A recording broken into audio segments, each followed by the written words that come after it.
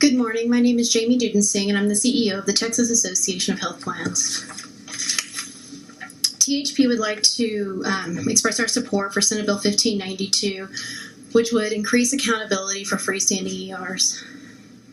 Freestanding ERs have become a very big concern of ours in the Texas marketplace. We're now home to more than 200 independent freestanding ERs, which is over 50% of the nation's population of freestanding ERs. We're also seeing 12% cost growth in emergency care as a result of them, and huge increases in cost per visit and utilization, which is driving up cost of health care. Additionally, one of our bigger concerns is how they are representing themselves to patients. Whether or not they're telling a patient they're in or out of network, we commonly see on their websites, and when a consumer enters a freestanding ER, they will use the terms, "We accept all insurance," including Blue Cross Blue Shield, Aetna, United, Cigna, when in fact they're not in network for any single health insurance plan.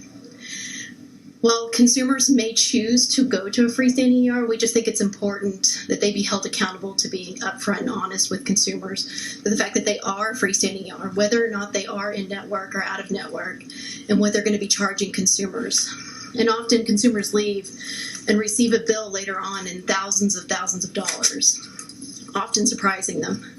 This bill would increase the penalty to $25,000, which I think is fair in that it will align with the penalty that hospital ERs have and hospital freestanding ERs have, that will match up with Senator Schwertner's other bill around hospital accountability. And I would love to take any questions that you have. I have a question. So I'm trying to understand your testimony. The penalties would be for what? For whether they're representing they're in or out of network? It would read in regards to all of their regulatory requirements that it happens at Department of State Health Services for their licensure.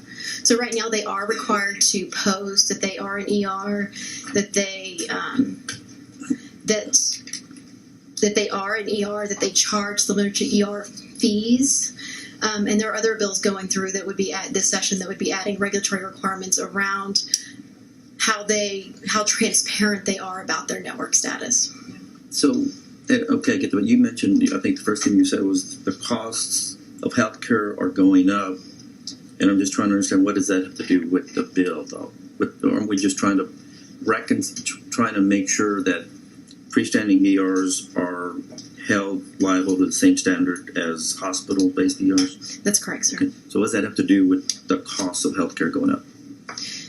I think if consumers are more accurately informed, and if there's better signage, and that the freestanding ERs are doing what they're supposed to be doing, most consumers report to us that they would not have chosen an out-of-network independent freestanding ER.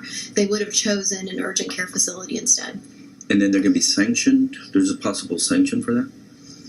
No, there's only a penalty on if they're not following their regulatory requirements that are part of their licensure, which is the same as a hospital ER not following their regulatory requirements as part of their licensure. Are there any other questions? Senator Coffers. I just, back when I chaired public health on the House side, I passed a bill that made them have a sign. I mean, before it was very ambiguous. No one knew that they were going into a freestanding ER. They thought they were going into urgent care. And so, Mr. Chairman, I was walking in. We're all laying out bills and have different committees going on at this point. The goal of your 1592, if you were going to give me one sentence, what is? To increase the regulatory penalty cap for violations and align it with hospital emergency rooms. If they want to say they're an ER, they should also have the fee and penalty structure as a hospital-based ER.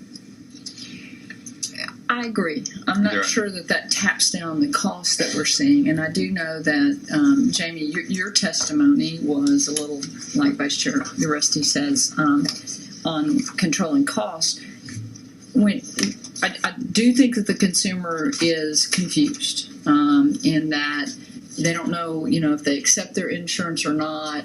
They end up with a balance bill that's very large. We see ERS and TRS wrestling with cost drivers that we saw in our work groups that we were looking at healthcare control costs. I'm going to challenge this group right here to say, it was under my watch as chair of public health that we passed the legislation. The proliferation I never dreamed would happen. And now we have freestanding ERs, and now we have hospitals that had ERs having freestanding ERs because they have to compete with the other ERs. And when the question is always this, Mr. Chairman, doesn't competition lower price? It doesn't when no one knows what the prices are and when you're not paying. When a third-party payer, and this has always been my complaint about healthcare, is that somebody else is paying, so the only thing that I'm worried about is my copay at this point. And so the challenge being, and I know we're nipping at the edge, but the real question to all of us is that have freestanding ERs, both from traditional hospitals that now have freestanding ERs and other for-profits and private equity that have come into the state, and we have more than half in the United States right here.